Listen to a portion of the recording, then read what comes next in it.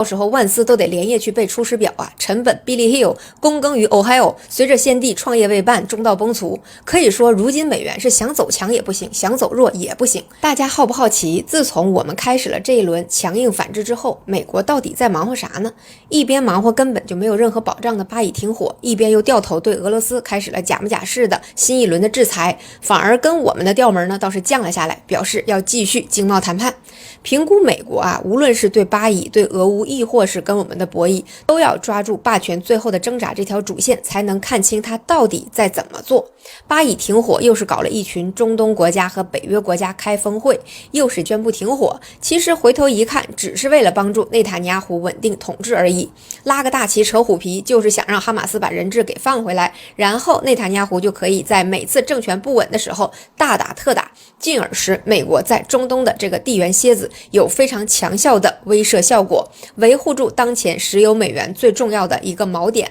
而俄乌这边呢，特朗普先是口头表示要取消布达佩斯跟普京的会面安排，随后呢又对俄两家最大的石油企业宣布制裁，好像是又要支持乌克兰了。但仔细一看，司机去白宫，一没有要到战斧导弹等远程可以攻击俄本土的武器援助，二没有资格在白宫召开记者会，俗称扫地出门。这事我得说一句啊，司机真是个人才，干脆就在白宫门前摆个摊儿，人家可不是卖话筒，而是卖惨啊！大家可能不知道啊，西方有很多同情乌克兰的民众，见不着苦主的时候呢，还不至于圣母心泛滥；见到如此落魄的当年自由民主教的圣人呢，还是很能给正在争取选民的共和党上眼药的。毕竟啊，白宫发言的总统千万，在白宫门前合法摆摊儿政要，司机确实是独一份。由此可见，川普也没得到自己想要的结果。川普真正想要的不只是讨好俄罗斯，结束俄乌冲突对美国的牵制，其实是想通过割让乌克兰的顿巴斯，让俄罗斯让步，进而获得对乌克兰的矿产的控制。美债已经突破38万亿了，美元急需要各种资产锚，否则就得用不值钱的美元去买被自己释放流动性炒高的资产。美国再工业化那是没开始就已经结束了呀。顺着这个思路一看，在我们反制之后的美国，虽然没有组织起有效的反制，但是在矿产这个问题上，它正在卯足力气加紧推进。可以说啊，围绕全球资源的争夺，我们早已布局，美国如今正在想尽办法的逆转局面，地缘斗争之下的资源斗争正在激烈的交锋之中。之前我讲必和必拓铁矿石那一期节目给各位分析过，美元真正的运转基础不是石油，其实是全球资源国手里的资源。我们作为全球最大的生产国，需要买原材料和资源，就必须得用到美元，所以呢就得买美债，保持美元为主的外汇储备。而美国要求这些国家必须用美元结算自己的矿产，于是这些没有什么制造业能力的资源出口国就攥着大把的美元花不掉，进而呢就继续买美债来升值。本质上是美国得到了我们的商品和大把的流动性，我们得到了资源国的矿产和能源，而资源国失去了矿产，得到的只是美联储系统上的一串字符而已。告诉你钱正在生钱，其实这部分的资产可以被美国随时的增减。可以说啊，石油美元只是一个表达方式，真正美元霸权的基础是全球资源和美元的绑定。而现在人民币国际化的着力点就在大宗商品的贸易上，而非金融用途上，其实就是在撬动美元真正的根基。如今我国作为全球最大的石油进口国，从2024年的数据来看，石油进口已经有近一半是用人民币来结算的了，今年比例只会更高。去年我国共进口5亿吨石油，我们的第一大石油进口国呢是俄罗斯，进口了1亿吨，90%用人民币结算。沙特的7800万吨，去年20%是用人民币结算的，今年有可能会提升到50%以上。排名第3的就很有意思了，是马来西亚7000万吨。这个油啊，其实部分是委内瑞拉的转口石油，而委内瑞拉的石油我们基本上都是用人民币结算的。现在再来看美国对委内瑞拉步步紧逼，是不是就能联系上了？无论是川普一上任就要乌克兰矿产的那22条，还是现在围堵俄罗斯的石油，对印度进行关税威胁，亦或是通过以色列对中东产油国的利剑高悬，而后又是近期跟澳大利亚达成矿产资源协议，都是围绕全球资源争夺这个暗线展开的。在这个暗线上，我们才是进攻的那一方。美方对委内瑞拉极限施压，不计较阿根廷争夺大豆的出口份额，还少有的慷慨的批准了货币互换协议，帮米莱稳住竞选的局面，以及对巴西征收全球最高的关税，其实都是围绕着资源争夺的暗线展开的。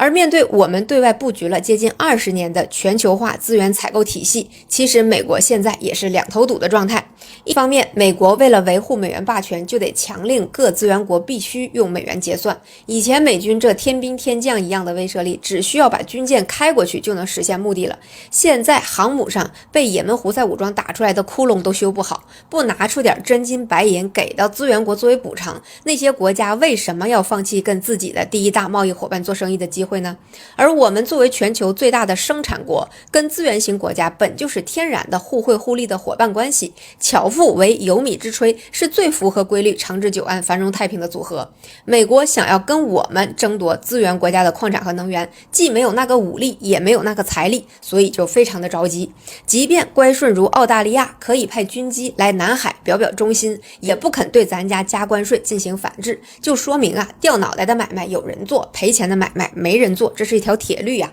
其实现在这些资源国家都明白，听了美国的话，就算美国如日中天的时候，也没有多少好处可以分配给自己。如今美国都摇摇欲坠了，放着大好的生产国可以把资源变成工业品来支持的人民币不用，去相信美国人的承诺，何其愚蠢。所以即使如阿根廷接受了美国的货币互换协议，也没有一丝一毫要跟东大分手的态度。真正的症结就在于美国工业的空心化十分严重，本质上美国现在也是个资源国家，他们彼此之间还是个竞争关系，早已经不是产业链上游的国家了。美国的空心化就决定了他没有能力利用全球资源，能给资源国的好处少之又少，还不可持续。所以就是说出花来，连肯尼亚都不肯配合，依然把35亿美元的债置换成了人民币债。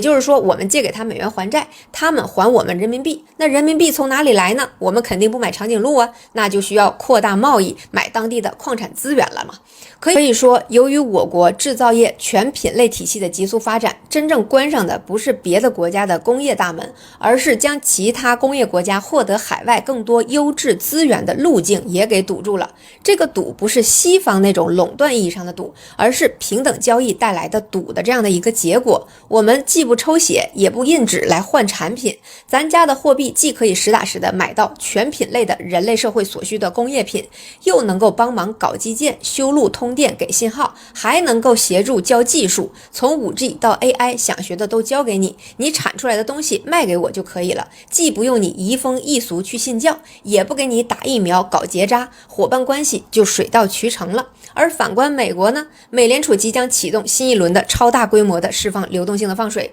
甚至我认为 QE 也没有很遥远。大放水之后，全球各类资产价格必然起飞。之前我就说过，不仅到那个时候俄罗斯的经济会大大的松一口气，我国之前经营了20多年获得的极高性价比的全球资源也会赚得盆满钵满。到时候美国就得用自己烂印的纸币去买被自己炒高的资源，这种情况下再说制造业回流，那就真的是天方夜谭了。到时候万斯都得连夜去背出师表啊，成本 Billy Hill 躬耕于 Ohio， 随着先帝创业未半，中道崩殂。可以说如今美元是想走强也不行，想走弱也不行。川普想尽办法的利用地缘影响力，想从我们这布局20多年的真龙棋局里脱身，然而实力并不允许，美元潮汐被我们通过前面提到的货币互换协议4两拨千斤的给玩失调了。原本可以收割到的南美、拉美和非洲诸国都通过我们手里的美元置换了债务，只需要还人民币就行，进而摆脱了被美元潮汐血洗的命运。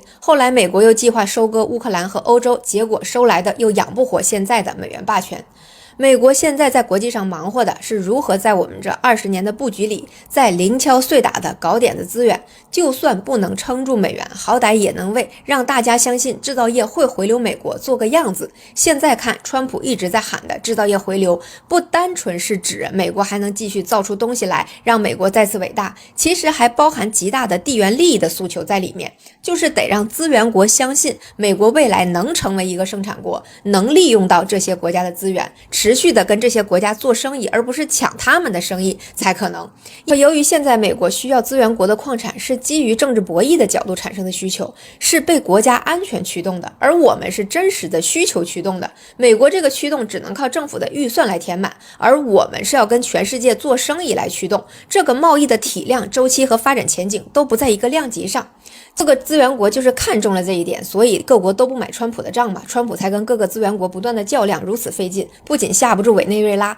连哥伦比亚都要跳起来了。巴西彻底不给美国当后院了，保不保得住阿根廷啊，都很难说。我一直在强调，我们跟美国的博弈中，币源是唯一的短板，而这场资源争夺的暗线战场，真正的战略目标就是凿空美元霸权。如今美元潮汐的收割能力早已大不如前，随着币和币托也开始采用人民币进行铁矿石的结算，人民币在矿产资源的定价方面再次取得巨大的进展。可以说，在跟美国博弈的过程中，我们的操盘者真的是如手术刀般精准，容易冲击世界经济的大动作我们都非常克制，但是直接伤及美元霸权根本的招数，那是绵绵不绝，一招接着一招的直击要害。全球资源的争夺布局如此，在人民币国际化的推进中也是如此。可以说，美国未来如果变成一种没有货的币，最大的功能也就是在金融市场里充当一个廉价的工具罢了，而人民币则可以免去作为全球金融货币不得不超发的难题，可以说是一举两得。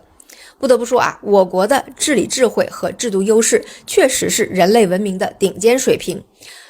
成百上千个优秀的大脑，几十年接力不断的筹谋，又哪里是西方选票政治那种养蛊模式里选出来的政治秀演员可以招架的？昨天看新闻啊，说美国又琢磨着在软件上卡我们的脖子了。而前一天，一封由55名中国消费者联合署名的关于苹果公司滥用市场支配地位的举报信，已被递交至国家市场监督管理总局。这里的联系是，美国最大的一块蛋糕是生产性服务业，而这服务业里面最靓的仔就是苹果。可以说，下一个交锋的战场已经拉开了阵势，预知后事如何，我们保持关切哈。这么长都看完了，关注一下吧。